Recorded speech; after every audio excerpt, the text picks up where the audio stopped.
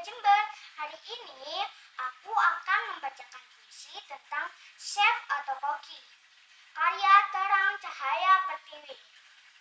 Chef atau koki bekerja di dapur, jago membuat roti, tidak hanya menceplok telur.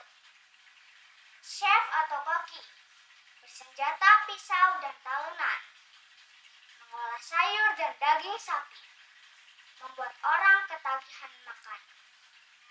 Sekian, terima kasih.